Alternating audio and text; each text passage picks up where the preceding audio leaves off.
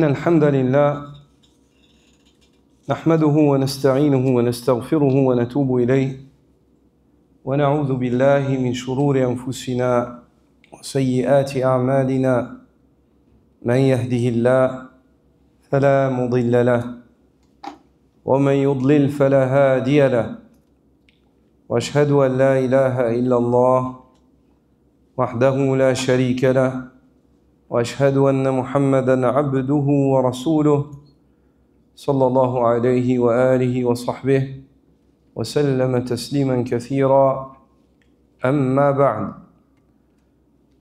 En cette nuit du 28 de Rabi' al-Awwal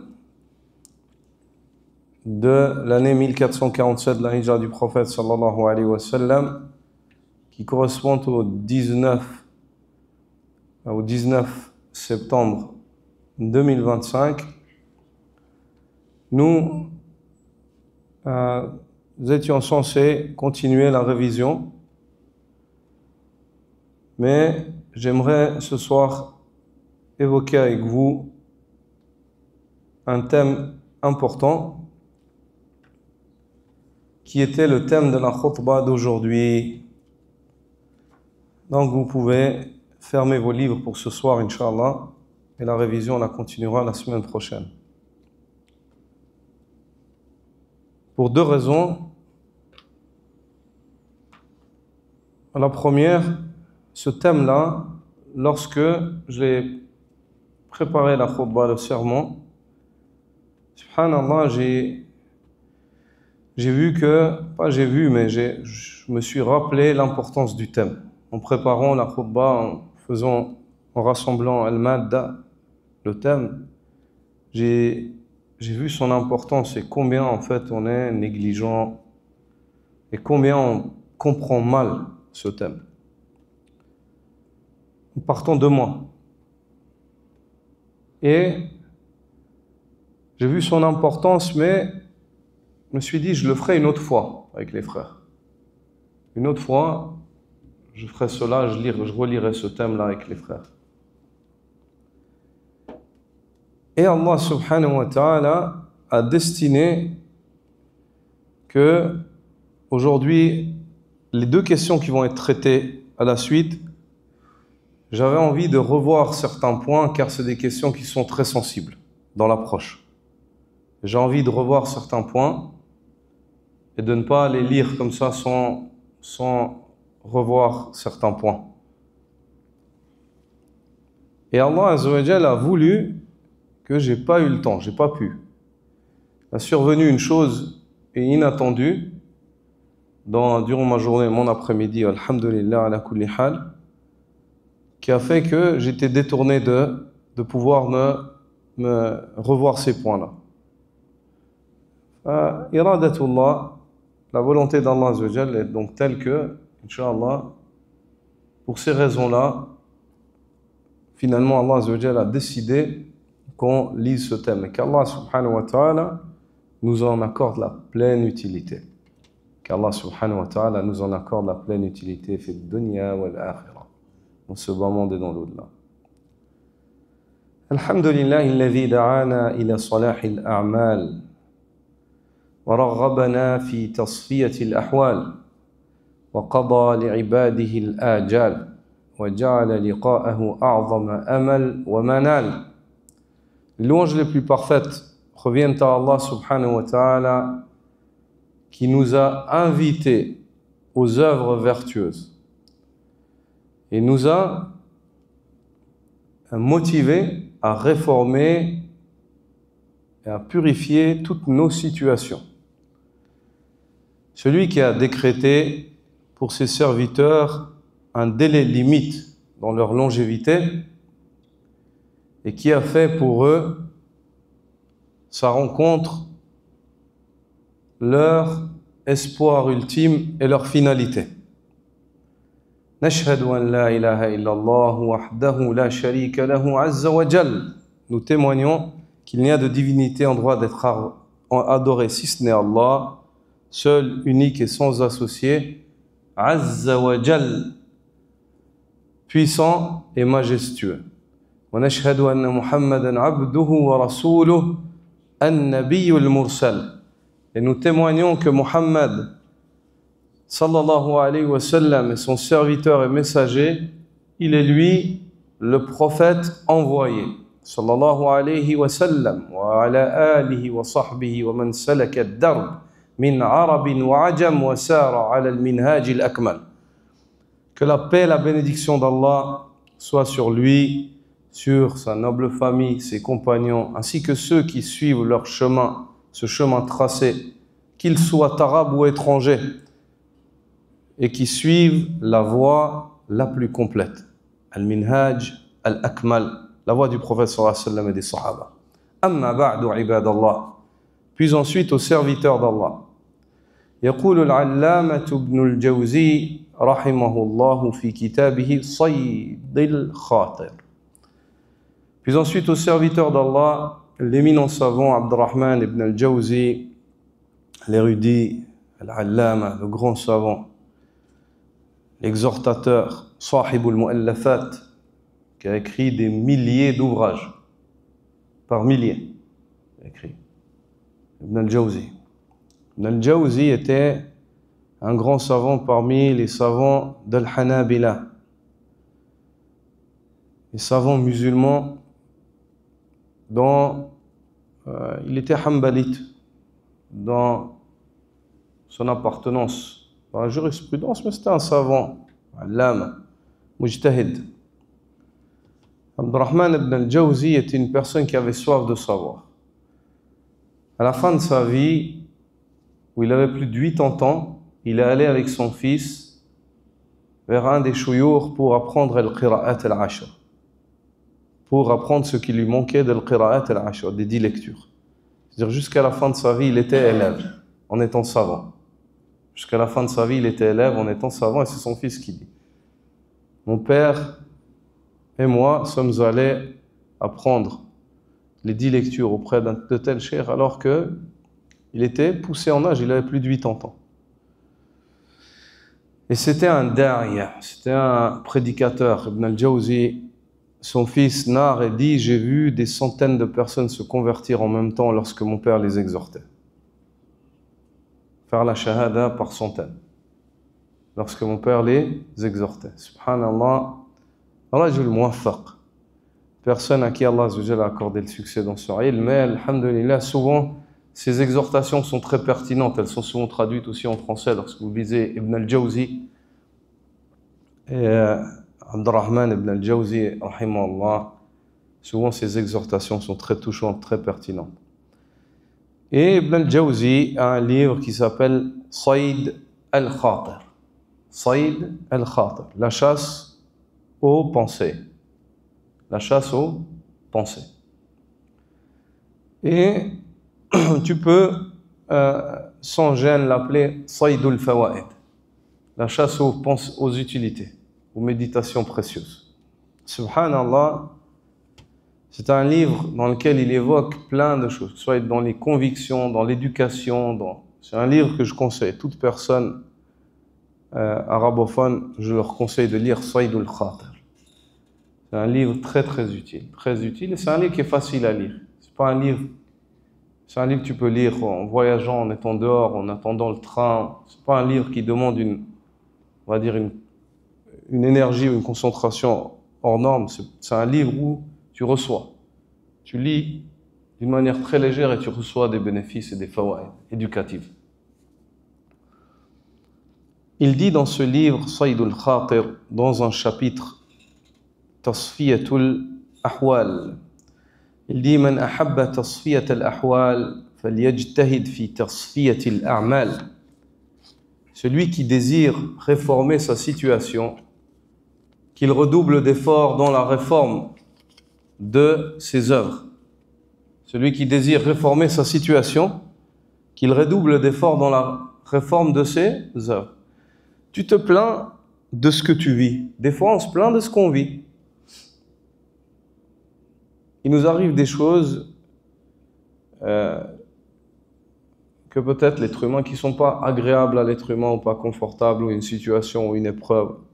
Et souvent, l'être humain, il a tendance à tourner le doigt vers autrui, à chercher ceux qu'il va accuser à cause du malheur qu'il vit. C'est lui, ou c'est le shaitan, ou c'est X, ou c'est Y, ou c'est... Mais souvent, il oublie de faire le tour avec son doigt et de le tourner vers lui. De dire, c'est moi. J'ai commis beaucoup de crimes, j'ai commis beaucoup d'erreurs, et je suis en train de payer. Il faut que je réforme et que je trouve la solution. Il faut que je me réforme et que je trouve la solution. Mohamed, tu t'appuies contre le mur là-bas, face à moi, là-bas. Vers les frères. Voilà.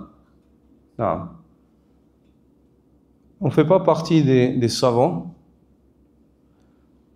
mais certains parmi les premiers musulmans ont évoqué le fait de regarder le visage du savant. C'est un acte d'adoration. C'est un acte d'adoration. Et pourquoi est-ce que regarder le visage du savant, c'est un acte d'adoration? Pour sa personnalité? Pas du tout. Mais cette parole, elle t'appelle en fait à porter une grande attention à ce qui sort de sa bouche. C'est-à-dire que quand tu écoutes, tu fixes tes oreilles, tes yeux, ton âme, tout est avec ton enseignant. Tu écoutes attentivement. Donc, Inch'Allah, si vous n'avez pas la chance d'avoir des ulama, quand il n'y a pas d'eau, il faut faire le tayammum, Inch'Allah. Donc, et même le tayammum, je ne sais pas si on prend le jugement du tayammum, mais khayran, Inch'Allah. On fait avec ce qu'on peut et ce qu'on a. Non. Donc, l'être humain, dans sa nature, souvent, il se plaint des situations auxquelles il fait face, mais souvent, il oublie, en fait, de commencer, pour la réforme de sa situation, de commencer par lui. Il veut tout réformer, tout autour, mais il ne veut pas changer lui. Il veut que le reste change pour lui, mais lui ne veut pas changer. C'est pour ça qu'Ibn al-Jawzi met en titre, et il fait de cela une règle. Et c'est une règle. Ce n'est pas Ibn al-Jawzi qui a fait de cela une règle, ça c'est une règle divine.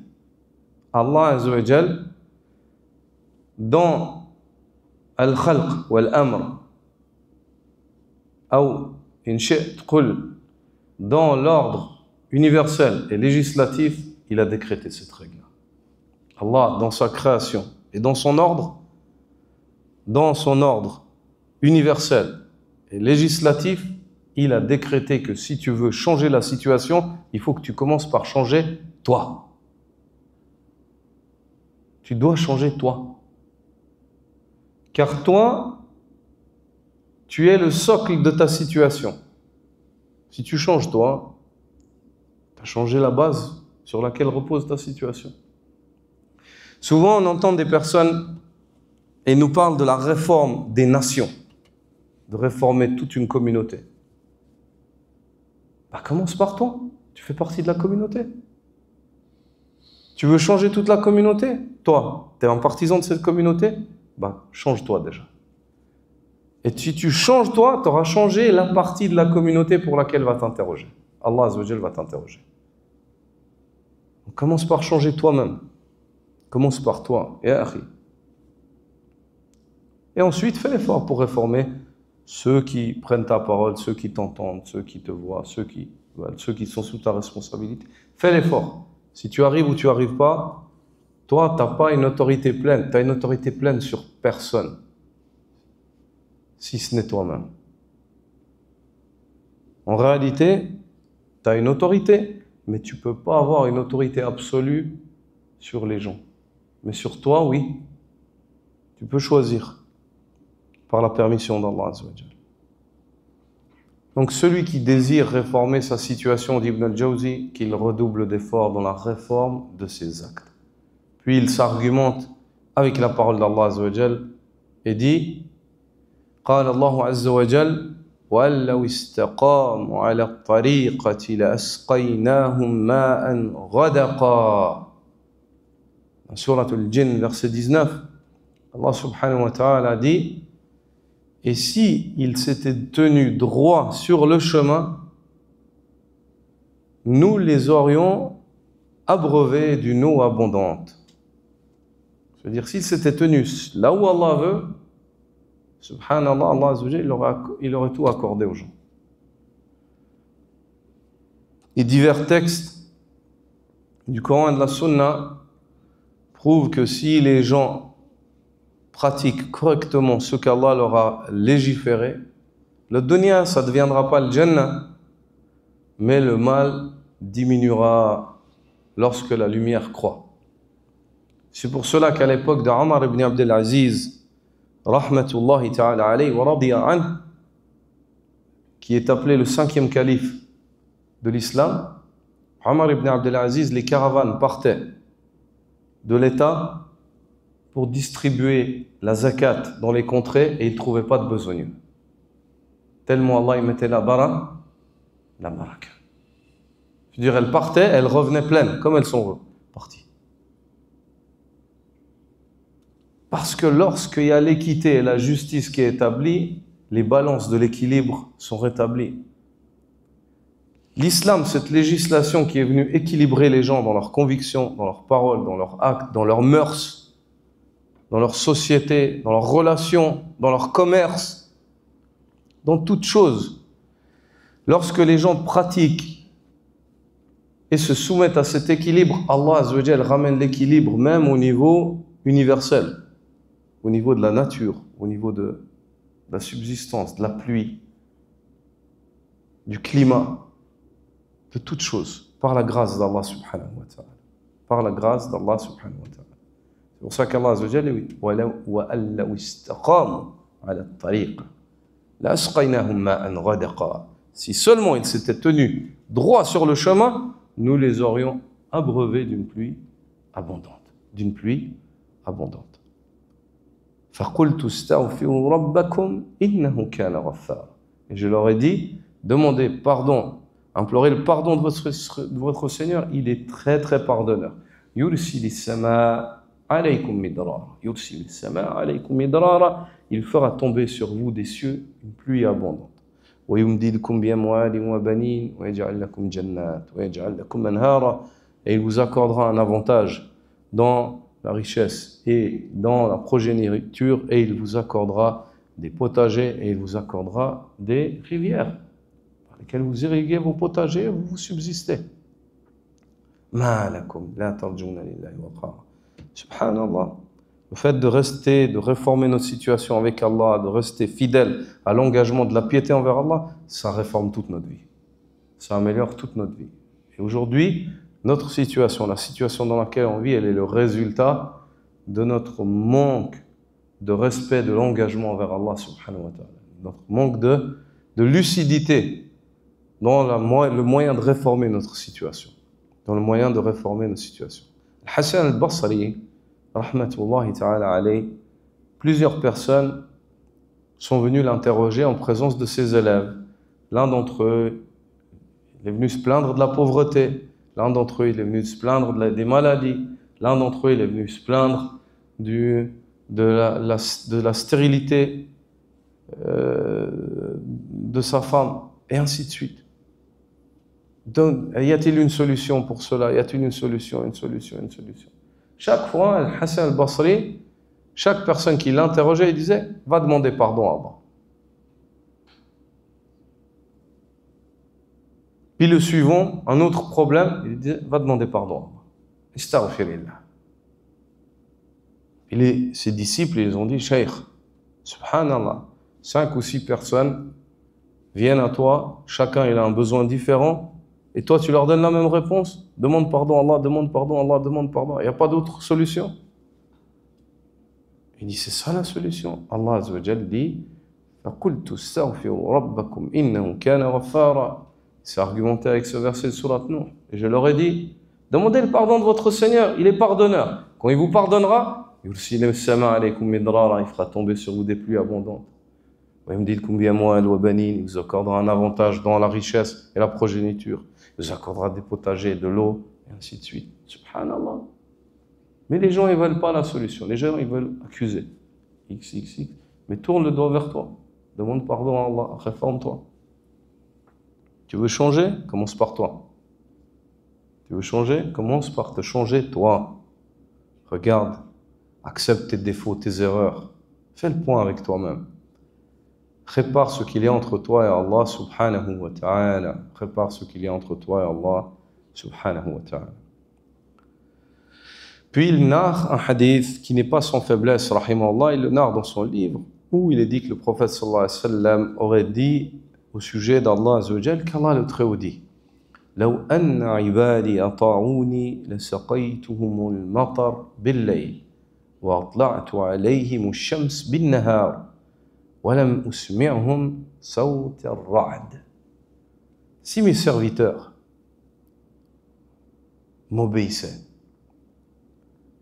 je les aurais abreuvés de la pluie durant la nuit. C'est-à-dire que je leur ai fait descendre la pluie sur eux pendant la nuit, afin qu'ils ne soient pas dérangés durant la journée.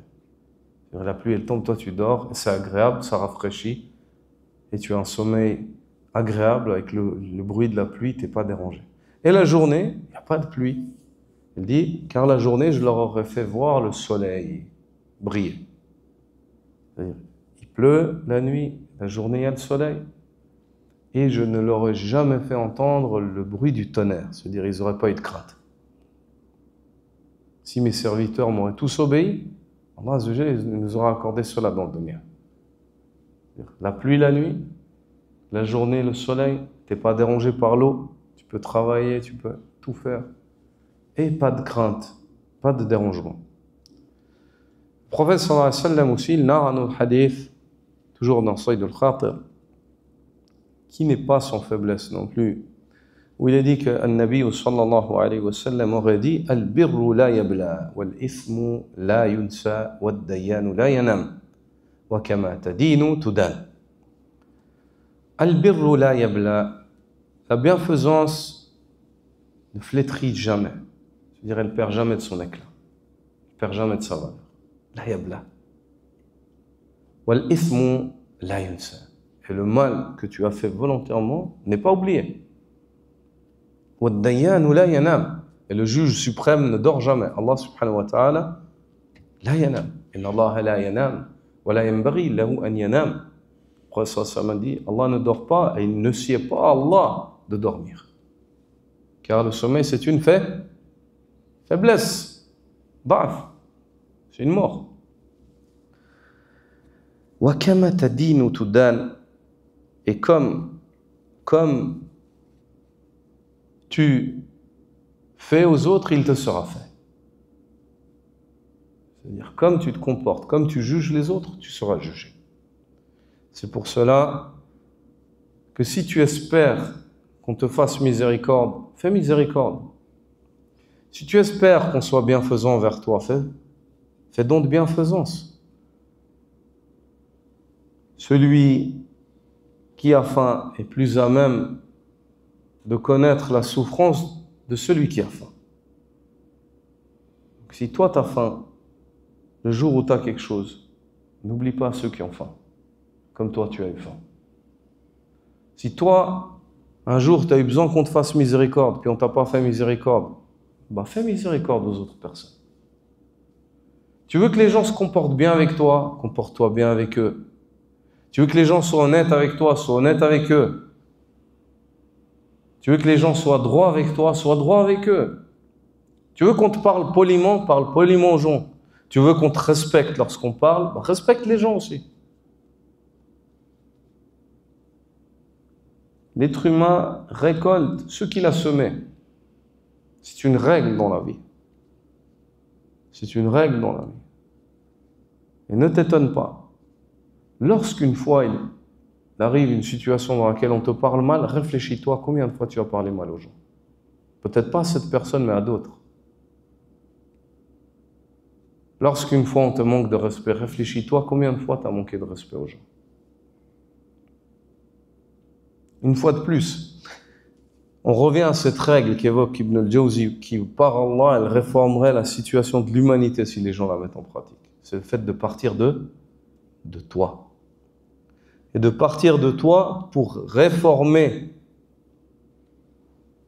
De partir de toi pour te réformer, pour te corriger. Pas de partir de toi pour que tu sois le centre du monde et que tout le monde se plie à toi. C'est ainsi qu'il faut être.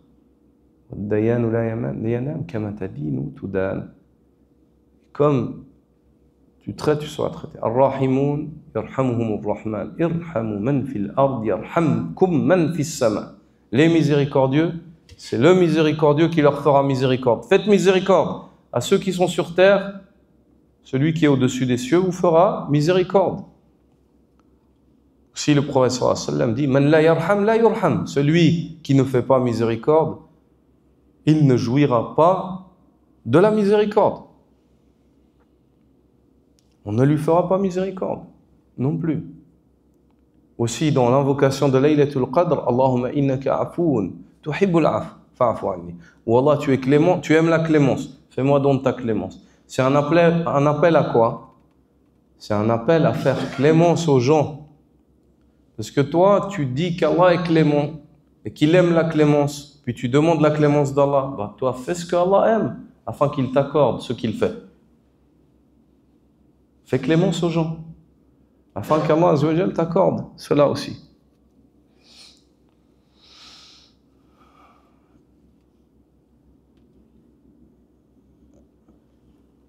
Après, sur ce fait, la base sur la clémence et le pardon, subhanallah, c'est qu'en règle générale, il est louable,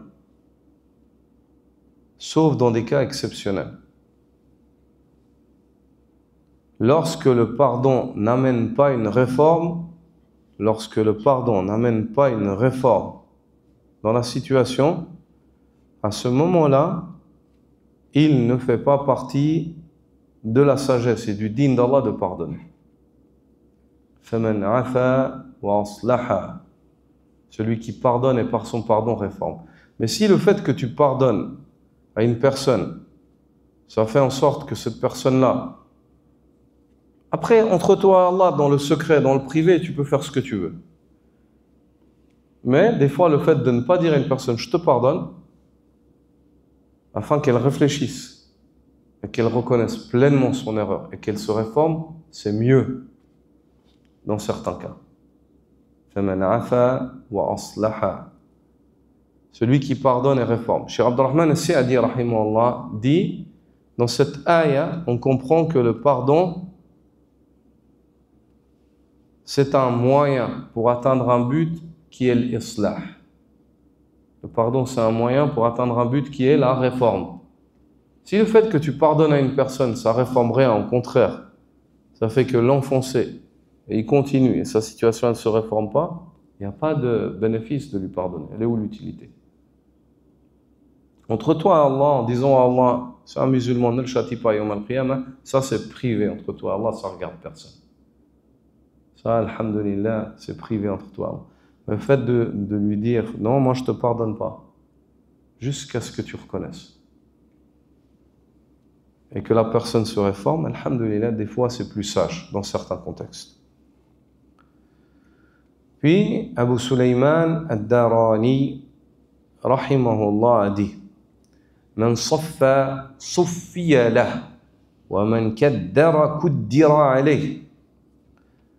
ومن أحسن في ليل كوفئ في نهار ومن أحسن في نهار كوفئ في ليل. Il dit, celui qui redouble d'efforts pour se purifier, on l'aidera à se purifier. Et celui qui se trouble, c'est-à-dire il se souille par son mauvais comportement, ses mauvaises intentions. Il ne fait pas attention à son cœur, à sa situation. On le laissera, on le poussera là-dedans. Celui qui se montre bon durant sa nuit, on lui suffira durant sa journée. Et celui qui se montre bon durant la journée, Allah lui suffira durant sa nuit. Dans cette exhortation, Abu Sulayman ad-Darani, rahimahullah, nous enseigne que tout part, les choses elles partent de qui? De nous. Certaines personnes disent, ouais, j'ai de la peine à m'accrocher à la religion. Ben, essaye de te purifier, purifie ton cœur. Regarde, il est où le problème? Reviens, parle à Allah. Dis, Ya Allah, ôte de moi, dépouille-moi de mes défauts. Je reconnais ce défaut que j'ai, je reconnais mon orgueil, je reconnais ceci et cela, et ceci et cela. Reviens à Allah repentant. Le premier pas pour revenir à Allah, c'est quoi? C'est la demande de pardon. Demande pardon sincèrement, avec la langue, le cœur, le regret. Dis pardon, oh Allah, pardonne-moi. Wallahi al-azim, la demande de pardon, c'est la clé du khayr. Avec Allah. Avec tes parents aussi. Si tu demandes pardon sincèrement à tes parents, tu viens et tu es sincère. Sincère, ça sort du cœur. Du cœur. Avec un regret, tu dis pardonne-moi papa, pardonne-moi maman. Wallah, il te pardonne. Pareil pour les frères entre eux. Mais sincère, tu viens pas avec orgueil. Ouais, pardon. Ou bien certains frères, ouais frère, pardonne-moi pour ça, mais pour ci, pour ça. Ça c'est une demande de pardon mon frère. Garde-la pour toi. Non, je te pardonne pas. Tu viens, même dans ta demande de pardon, tu as une forme d'orgueil et tu essaies de garder un peu ton autorité et ta manière d'être, ton toupet, garde-le pour toi. Alhamdulillah, garde ta demande de pardon. C'est pas la demande de pardon d'une personne qui reconnaît. Des hommes plus puissants et plus forts que nous, et qui avaient plus d'autorité, qui étaient des vrais hommes, avec un grand H, Wallah, quand ils demandaient pardon avec sincérité et modestie. Ils s'abaissaient pour Allah.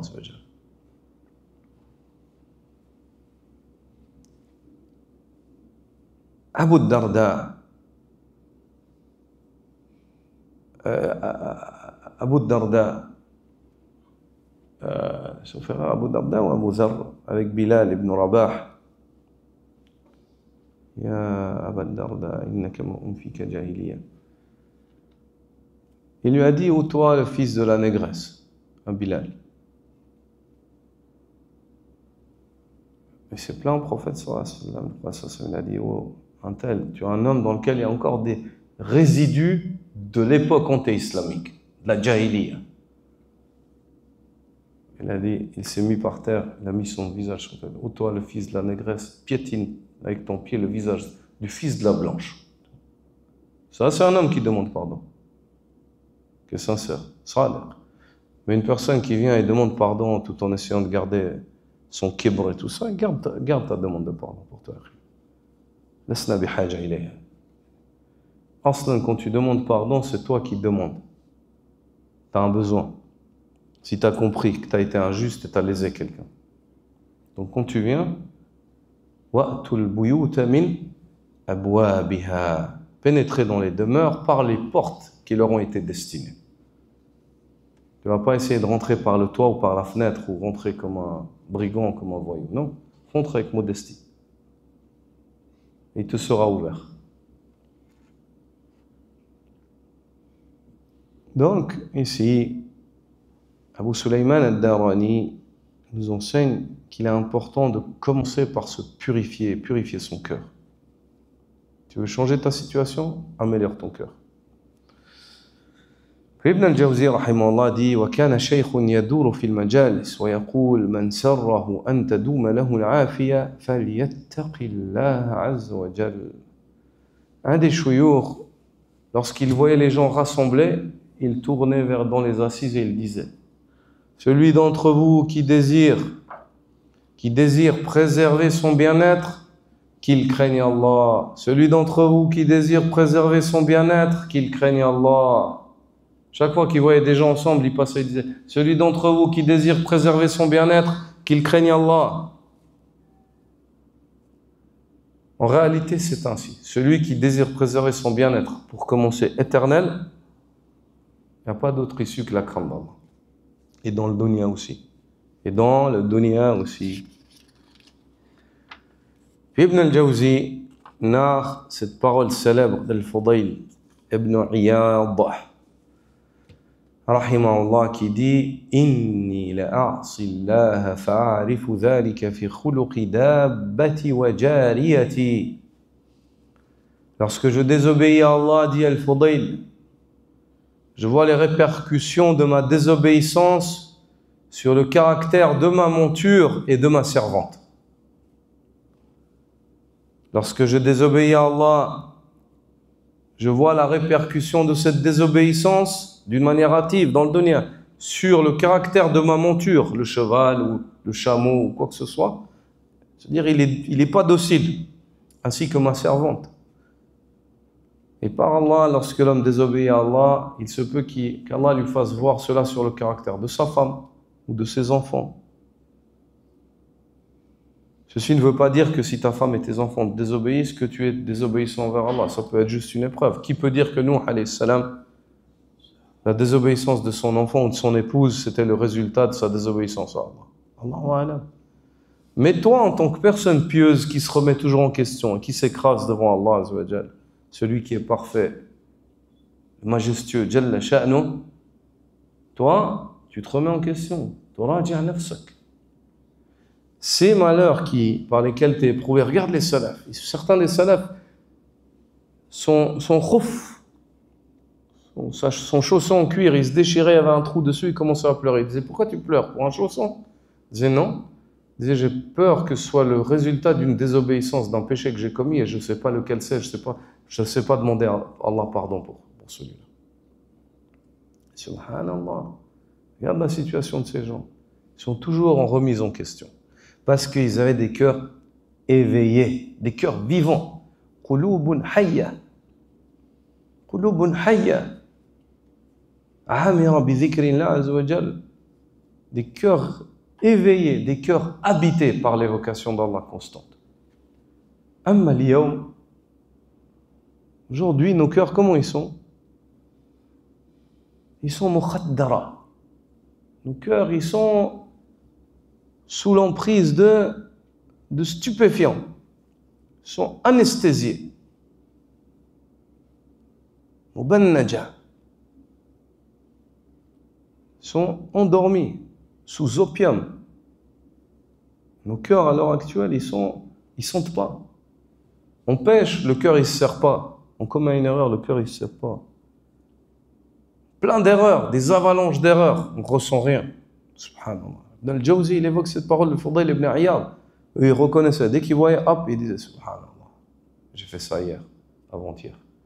Ça, Ya Rabbi. Il se lève, il demande pardon à Allah. Il répare tout de suite ce qu'il est entre lui et Allah subhanahu wa ta'ala. Puis il dit, rahimahullah, suite à cette parole, Al-Fudayl, il dit, Wa'alam, waffaqaka Allahu annahu la yuhissu bidarbatin mubannaj. Sache qu'Allah t'accorde le succès, que celui qui est sous anesthésie générale ne sent pas les coups qu'il reçoit. Subhanallah, regarde Ibn al-Jawzi. Je veux dire, il évoque cette parole d'Al-Fudayl ibn Iyad qui fait allusion à quoi? À des personnes qui ressentaient, dès qu'ils désobéissaient à Allah, hop, son cœur il sait, ah je me suis éloigné, attention. Où je vois ce résultat, il m'arrive ça, c'est que j'ai commis une erreur. Nous aujourd'hui, il nous arrive des choses, on dit, pourquoi moi ça m'arrive ça? Alors qu'on ne se lève pas à prier le Fajr, peut-être. Ou bien on ne prie pas comme il faut. Ou bien on rate des salats. Ou bien on est ingrat, on ne remercie pas Allah. Le pain, on le mange, on oublie de dire Bismillah, Alhamdulillah à la fin. En croyant que c'est normal qu'on doit manger, nous, ça, c'est moi. La ilaha illallah. La ilaha illallah. Bismillah, Alhamdulillah, Ya Rab. Ça vient d'Allah. On est orgueilleux. On a du kibr de Iblis dans nos cœurs. Et dans nos comportements. Il faut se réformer, il faut se rattraper avant qu'il soit trop tard. Il faut se corriger. Regarde, eux, ils ressentaient tout ça. C'est pour ça qu'après avoir évoqué cette parole de Fudayl, il dit, je vois le résultat de ma désobéissance envers Allah sur le caractère de ma monture et de ma famille, ou de ma servante. Il dit, sache qu'Allah te fasse miséricorde, prends en considération, et qu'Allah t'accorde le succès qu'une personne qui est mubannaj, la yahissu bid-darba, une personne qui est sous opium, qui est endormie, qui est anesthésiée totalement, tu peux le frapper avec une batte de baseball, lui casser la tête, et ils ne sont pas. Ils ne sont pas. Ça, c'est la situation des gens aujourd'hui. C'est qu'ils ne sentent pas ce qui est en train de leur arriver. Une personne qui est endormie, quand tu es sous anesthésie, tu es couché dans un lit, sur une table, les médecins, ils t'opèrent. Ils t'ouvrent le corps. Wallah, et si tu étais réveillé, juste si tu vois quand ils s'approchent avec ça, tu as mal. Là, tu sens rien, tu bouges pas, tu es mort. Il t'ouvre le ventre, il fait ci, il sort, il enlève un bout, il enlève, tu sens rien. Ça, c'est la situation de ceux qui font des péchés et ne ressentent rien. Ils sont comme cet homme anesthésié. Tout est en train de se passer. On est en train de les déchirer, de les ouvrir, de tout. Le jour où ils vont se réveiller, c'est Yawm al-Qiyamah, le jour où Malak al-Maut il arrive, et ça va faire très mal. Parce que si cet homme-là qui est sur la table, en train d'être opéré par les médecins, il ouvre les yeux tout d'un coup, il va mourir de douleur. Tu imagines, il est ouvert, on a touché à ses membres. On met juste le doigt au-dessus de la peau, on appuie sur ton abdomen, comme ça, on appuie sur le foie avec le doigt, ça fait mal. Tu imagines si on t'opère, on te coupe là-dedans. À ce moment-là, toi, tu te réveilles. Si tu te réveilles pendant qu'on t'opère, c'est des grosses douleurs. Ben là, c'est pareil. Celui qui commet des péchés, ne se répond pas, ne se réforme pas, il n'est pas intéressé de revenir vers Allah Azza wa Jal, il est comme cet homme sur une table d'opération. On est en train de le couper, de l'ouvrir, d'enlever des membres, de faire de lui, et il ne se réveille pas. Mais il va se réveiller un jour. Mais le jour où il se réveille, s'il se réveille trop tard, ça va faire très mal. Ça va faire très très mal. Regarde l'exemple qu'Ibn al-Jawzi. C'est pour ça que ce livre-là, Saïd al-Khatir, subhanallah, il est azim. Il vient, il te donne des paraboles de méditation incroyables. Puis il dit وَإِنَّمَا يَعْرِفُ الزِّيَادَ مِنَ النُّقْصَانِ الْمُحَاسِبُ لِنَفْسِهِ. Celui qui reconnaît et prend en considération la situation, quand il s'améliore, quand il sait, c'est celui qui fait ses comptes, celui qui s'assoit avec Allah et dit Ya Rabbi, moi je veux le Jannah, Ya Rabbi, je veux me sauver de l'enfer, j'ai fait ci, j'ai fait ça, j'ai laissé ci, j'ai laissé ça, ça faut que je répare. Il est avec Allah, il parle, il fait ses comptes. Ya Allah, ça, je veux changer ça, aide-moi. Celui-là, il sent. Dès qu'il commet un péché, hop, il sent, il arrive à se rattraper. Il arrive à se rattraper. وَمَتَى رَأَيْتَ تَكْدِيرًا فِي حَالٍ فَاذْكُرْ نِعْمَةً مَا شَكَرْتَهَا أَوْ زَلَّةً قَدْ فَعَلْتَهَا. Et si après tout cela, il t'arrive un trouble dans une situation de ta vie, il t'arrive une chose que tu n'aimes pas, qu'est-ce qu'il dit Ibn al-Jawzi? Mets la faute sur lui, sur X, sur Y, sur lui, sur le... Il dit, rappelle-toi tout de suite, dès qu'il t'arrive un malheur que tu n'aimes pas, une chose qui t'est hostile, rappelle-toi tout de suite, tu dis, subhanallah, il y a sûrement un bienfait pour lequel je n'ai pas remercié Allah. Comment ça remercier Allah? Tu dis, ah Rabbi, je te remercie pour ça. Même dans le malheur, tu m'as donné ça, tu m'as donné ça. Ou bien rappelle-toi un péché que tu as commis, une erreur que tu as commis. Subhanallah. Ça, c'est la méthode. Nous, souvent, il nous arrive, ouais, c'est lui, oui, c'est à cause de lui, ça. Non, reviens vers Allah. Des fois, Allah, subhanahu wa ta'ala, il décrète des malheurs pour que toi, tu changes, pour que tu te réformes, pour que tu te réveilles. Si ce malheur-là, il ne serait pas arrivé, peut-être tu n'aurais jamais changé. Tu ne serais jamais réveillé. Puis il dit, وَاحْذَرْ مِن نُفُورِ النِّعَمِ. Et prends garde au fait que les faveurs qui t'ont été octroyées t'échappent. Si toi, tu n'es pas reconnaissant vers Allah pour ce qu'il t'a donné, la situation, elle change. Tu peux tout d'un coup être bien, plein de bonnes choses autour de toi, et tout d'un coup, tout se retourne sur ta tête. وَمُفَاجَأَةِ النِّقَمِ. Et prends attention au fait d'être atteint subitement par les malheurs. وَلَا تَغْتَرْ بِسَاعَةِ بِسَاطِ الْحِلْمِ فَرُبَّمَا عَجَّلَ انْقِبَاضُهُ. Il dit, fais attention, ne te laisse pas tromper par l'étendue de la tolérance et de la patience d'Allah envers toi. Le fait qu'Allah il te tolère, il te laisse aller, il te laisse aller, il te laisse aller. Oh, c'est bon. Ne te laisse pas tromper parce qu'il se peut qu'à tout moment, un qibad, Allah Azza wa Jalla retire cela et qu'il n'y a plus de tolérance pour toi. On ne te tolère plus, c'est fini, ça s'arrête. Ou par la mort, ou par un malheur, par une épreuve. Fais attention, crains Allah Azza wa Jalla. Hilm Allah Azza wa Jalla. Allah Azza wa Jalla, la tolérance d'Allah, le fait qu'Allah soit indulgent avec toi, qu'il te laisse, ne te laisse pas tromper par cela, ya akhi. Crains Allah Azza wa Jal. Crains Allah Azza wa Jal. Ittaqillah. Puis, il dit, Allah Azza wa Jal dit, قد قال الله عز وجل إن الله لا يغير ما بقوم حتى يغيروا ما بأنفسهم. Allah ne change pas la situation d'un peuple avant que ceux-ci n'entreprennent leur propre changement. Allah ne change pas la situation d'un peuple avant que ceux-ci n'entreprennent leur propre changement. Et ça, c'est la base sur laquelle repose cette fondation, qui est le fait que si tu veux changer ta situation, change tes actions. C'est ce verset-là. Inna Allah la yughayyiru ma biqawm. Certes, Allah ne changera pas la situation d'un peuple avant que ceux-ci n'entreprennent leur propre changement. Cette ayah, à la base, elle est descendue sur le changement depuis le bien vers le mal. C'est-à-dire, quand vous êtes bien, Allah il va vous laisser bien jusqu'à ce que vous changiez vos actions. Et que vous ayez des mauvaises actions, à ce moment-là, vous serez mal. هذا أصل الآية. التغيير من السراء إلى الضراء.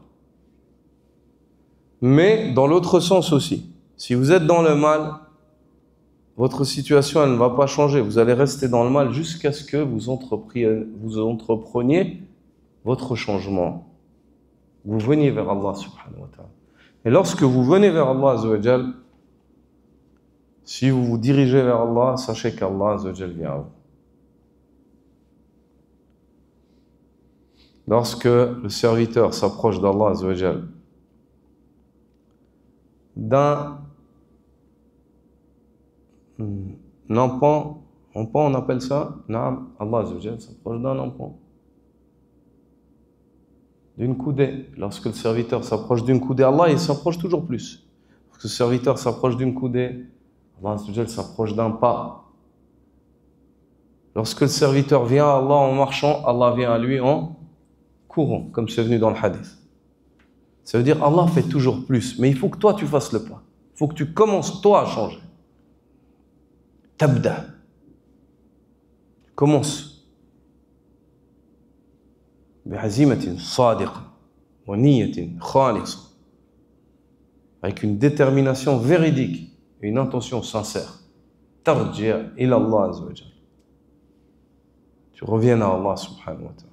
لا يغير الله ما بقوم إن الله لا يغير ما بقوم حتى يغيروا ما بأنفسهم.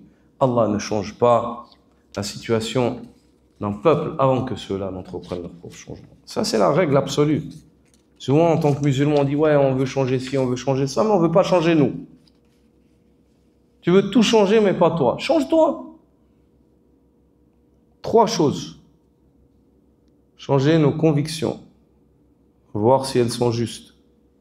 Changer nos actions, voir si elles sont conformes. Changer nos paroles, voir si elles sont saines.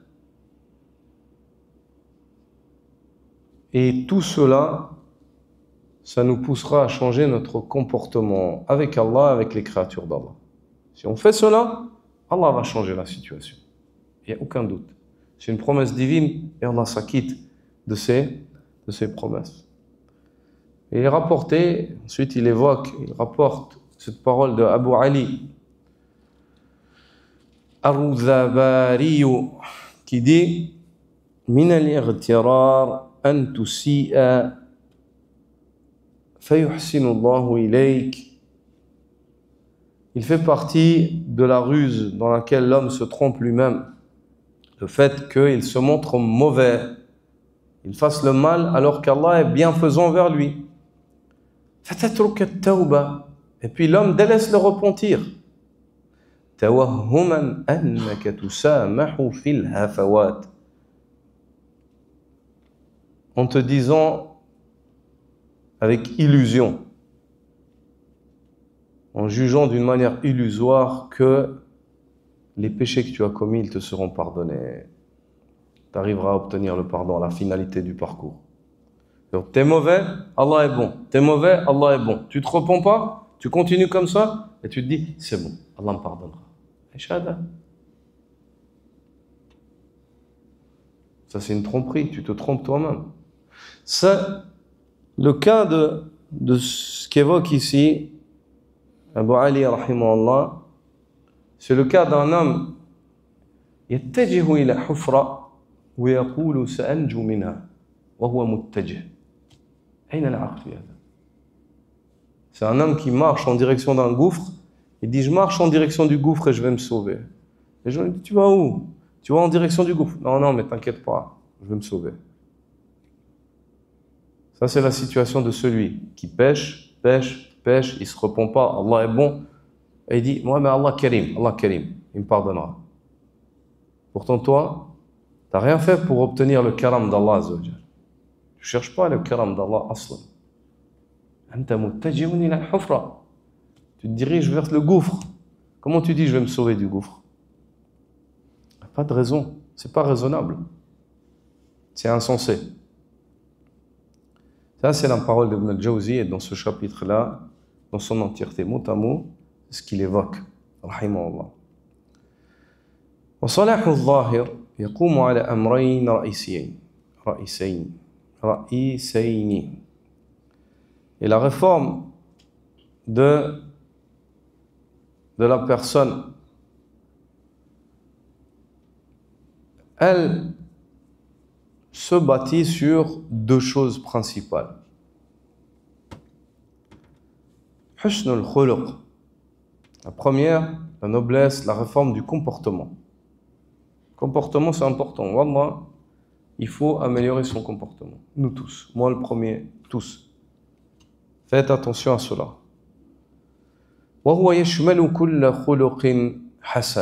Et la noblesse de caractère, le bon comportement, ce mot-là, il englobe tout bon comportement.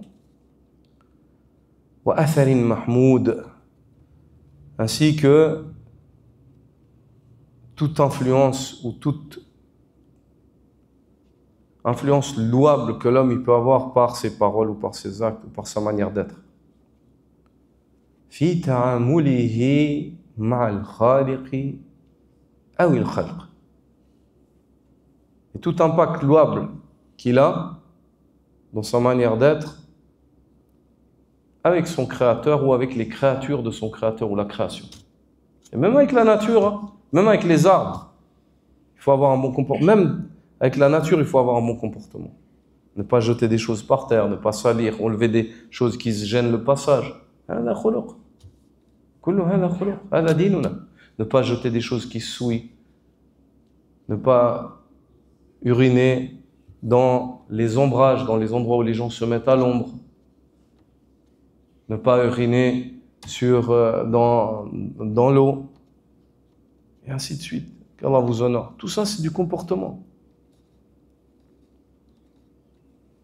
La deuxième manière de réformer l'aspect extérieur, le fait de réformer tes actes. Et sache que tes paroles font partie des actes. C'est pour cela que Zuhri a dit, celui qui compte ses paroles parmi ses actes, son silence sera plus long et il ne parlera que dans le bien. Il fera attention à ce qu'il dit. Souvent, on essaie de faire attention à nos actes, mais on ne fait pas attention à nos paroles. Et le fait de réformer ces actes, c'est le fait de fouler la terre d'Allah Azza wa Jal avec dévotion et à la recherche de la réforme.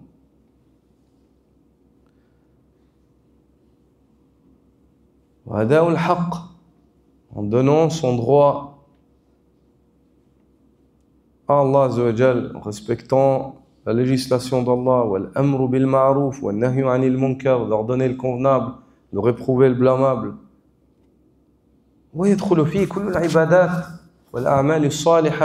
Et dans ce chapitre, le fait de réformer les actes, tous les actes d'adoration, ils sont comptés là-dedans.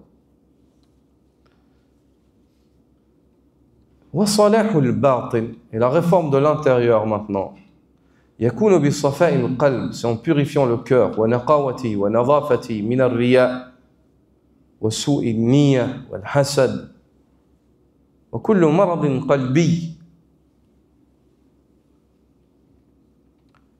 C'est le fait de purifier son cœur, de l'épurer, de le nettoyer de toute corruption, comme l'ostentation, comme la mauvaise intention, comme la jalousie, comme la haine, ainsi que toute maladie qui nuit au cœur, à son état. Un des shuyukh a dit ونقاء السريرة ليس قاصرا على أداء العبادة والطاعة في الخفاء. Et le fait que l'homme soit bon en secret aussi ne s'arrête pas au fait qu'il s'acquitte des actes d'adoration ou obéisse à Allah Azza wa Jal secrètement. بل بما يحمله القلب من صفاء. Mais la pureté de l'intérieur, elle réside dans le fait que le cœur soit pur. Pas seulement le fait d'avoir des actes secrets entre toi et Allah. Non, il faut que le cœur il soit pur. Et des gens, ils n'ont pas beaucoup d'actes, à part les obligations, mais leur cœur, ils sont bons. Et ils nous dépassent. C'est sur cela qu'ils nous dépassent devant Allah Azza wa Jal. Dans la course, ils sont loin devant nous, parce qu'ils ont des bons cœurs. Leur cœur, ils ne portent pas de haine. Leur cœur, ils ne sont pas jaloux. Leur cœur, ils sont libres. Ils ont des cœurs libres. Et d'où le prophète sallallahu alayhi wa sallam, lorsqu'il a évoqué l'entrée des gens au paradis, il a dit Tadkhulul Jannah unasun af'idatuhum mislu af'idati at-tayr. Entreront au paradis des gens qui ont des cœurs comparables à ceux des oiseaux. Des cœurs doux. Qulub tayyiba. Le cœur, ils ont des cœurs comparables à ceux des oiseaux. Ils sont doux, ils ne sont pas jaloux, ils sont compréhensibles. Ils sont conciliants. Alhamdulillah. La vie, elle est facile avec des gens comme ça.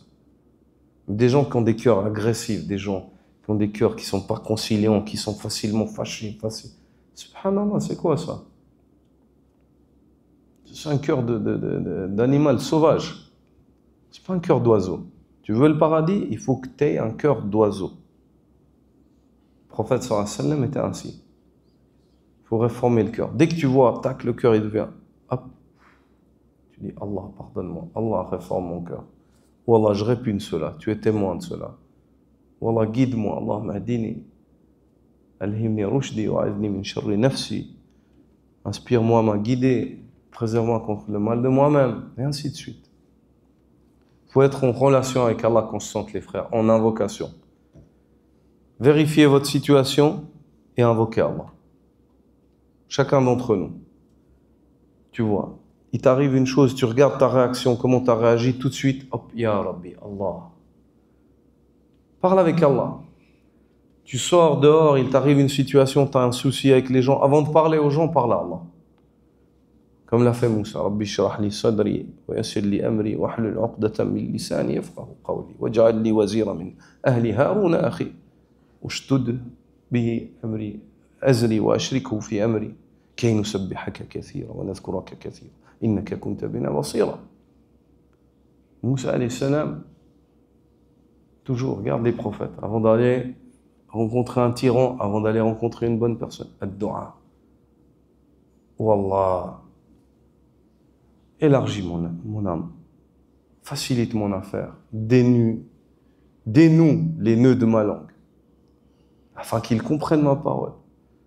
Accorde-moi un associé, un ministre, qui appelle à ce à quoi j'appelle, parmi les gens de ma famille, mon frère Haroun par exemple.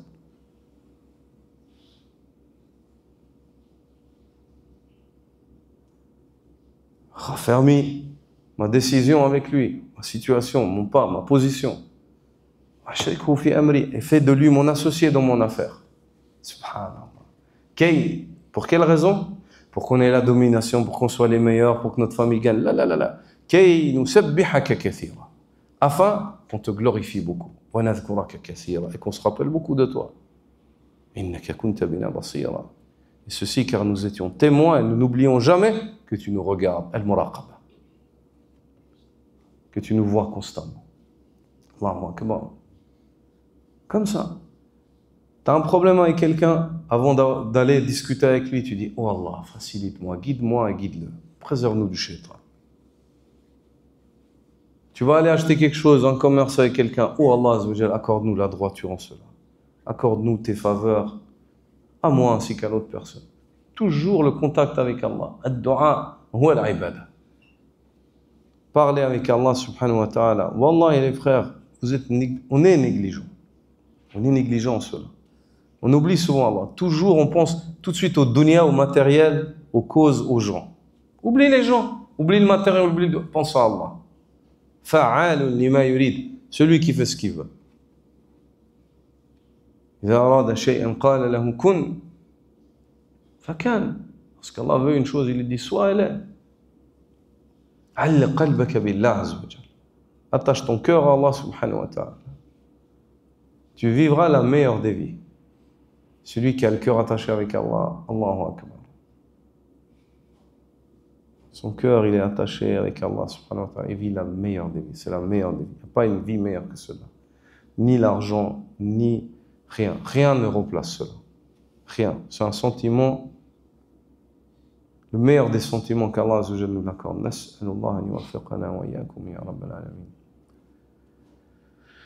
Dit, donc, le fait que l'homme soit sain à l'intérieur, c'est le fait qu'il soit porteur d'un cœur sain. Lorsque le cœur est pur de l'animosité, il n'est pas haineux, et il n'est pas injuste,